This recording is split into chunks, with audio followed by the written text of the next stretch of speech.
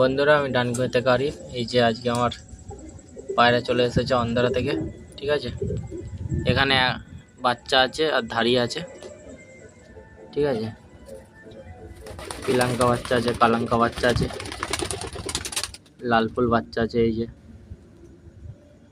পায়রাগুলো সব করো।